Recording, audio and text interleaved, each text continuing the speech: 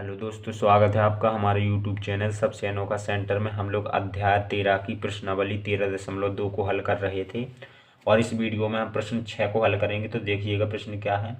एक लंबवृत्तीय बेलन का वक्र पृष्ठीय क्षेत्रफल 4.4 मीटर स्क्वायर है। यदि बेलन के आधार की त्रिज्या 0.7 मीटर है तो उसकी ऊंचाई ज्ञात कीजिए। ठीक है, ये इस प्रकार से बेलन है और बताया गया है कि इस बेलन का वक्र पृष्ठीय क्षेत्रफल कितना है, 4.4 मीटर स्क्वायर है। यानी इसके चारों तरफ का क्षेत्रफल कितना है, 4.4 मीटर स्क्वायर। और इसकी त्रिज्या कितनी है, 0.7 मीटर। ठीक है, हम लोग ऊंचाई को स्मॉल h से और त्रिज्या को स्मॉल r से प्रदर्शित करते हैं। ठीक है, तो देखिएगा यहाँ पर स्टार्ट करते हैं। हम लोग ऊंचाई निकालते हैं, ये हम ऊंचाई निकाल लिए। ठीक है, तो देखिएगा यहाँ पर सबसे पहले हम लोग लिख लेंगे बेलन की त्रिज्या बराबर लंबवृत्तीय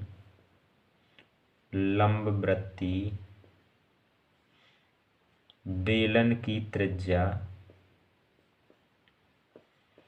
कितनी दी गई है, 0.7 मीटर। ठीक है, 0.7 मीटर। ठीक है, हमें निकालना क्या है, हमें बेलन के आधार की त्रिज्या इतनी दी गई है और इसकी ऊंचाई निकालना है। ठीक है, तो यहाँ पर लिखते हैं बेलन की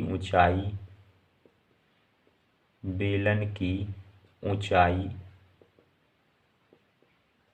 जिसे हम लोग स्मॉल h से प्रदर्शित करते हैं, ये हमें निकालना है। ठीक है, और हमें वक्र पृष्ठीय क्षेत्रफल कितना दिया गया है, 4.4 मीटर स्क्वायर। सो यहाँ पर लिखेंगे लंबवृत्तीय बेलन का वक्र पृष्ठीय क्षेत्रफल, लंबवृत्तीय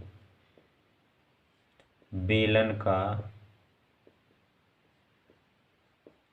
वक्र पृष्ठीय क्षेत्रफल, वक्र पृष्ठीय क्षेत्रफल बराबर दिया गया है 4.4 मीटर स्क्वायर। ठीक है, ये दिया गया है। अब देखिएगा, जो बेलन का वक्र पृष्ठीय क्षेत्रफल होता है वो हम लोग यहाँ पर सूत्र लिख देंगे। तो बेलन का वक्र पृष्ठीय क्षेत्रफल होता है 2πr/h। ठीक है, इस प्रकार से होता है और बराबर में हमें कितना दिया गया है, 4.4 मीटर स्क्वायर। ठीक है, ये बेलन का वक्र पृष्ठीय क्षेत्रफल का यहाँ पर हमने सूत्र रख दिया और ये बराबर में हमें 4.4 मीटर दिया गया था, मीटर स्क्वायर। तो हमने ये लिख दिए 4.4। ठीक है, अब देखिएगा हमें इसमें कुछ जो मान पता है वो हम लोग रख देंगे। तो यहाँ पर 2 और गुणा पाई का मान कितना होता है, 22/7 होता है। और आर यानी कि त्रिज्या हमें कितनी दी गई है, त्रिज्या हमें दी गई है 0.7 मीटर। तो यहाँ पर रख देंगे 0.7। और एच तो हमें निकालना है। सो एच का मान तो हमें पता नहीं है, एच जो कहते हैं रखेंगे, बराबर में हमें दिया गया है 4.4। ठीक है, अब देखिएगा यहाँ पर हम लोग 7 से 0.7 में भाग देंगे तो यहाँ पर 0.1 बार भाग जाएगा और यहाँ पर हम लोग 2 से 22 में गुणा कर देंगे। सो यहाँ पर आ जाएगा हमारा 44 और गुणा यहाँ पर कितना बचा हमारा 0.7 को जब हमने भाग दिया था 7 से। सो यहाँ पर 0.1 आया था, तो 0.1 और गुणा में h और बराबर कितना है हमारा 4.4। ठीक है, अब हम लोग क्या करेंगे, 44 और 0.1 का गुणा कर देंगे। सो यहाँ पर आ जाएगा हमारा 4.4 गुणा h बराबर 4.4। ठीक है, अब हम लोग जानते हैं कि गुणा की संख्या दूसरी साइड कहाँ जाती है, भाग में जाती है। तो जो ये 44 है h के साथ में गुणा में है, तो ये 44 दूसरे साइड भाग में चला जाएगा। सो यहाँ पर हमारा h बराबर आ जाएगा 4.4 और बटे में 4.4। ठीक है, और 4.4 में 4.4 से भाग देंगे तो यहाँ पर हमारा 1 आ जाएगा, या फिर कह लें जब हम काट देंगे तो ये एक बार में कट जाएंगे। तो यहाँ पर h यानी कि हमारी ऊंचाई कितनी आ गई है, 1 मीटर। ठीक है, तो यहाँ पर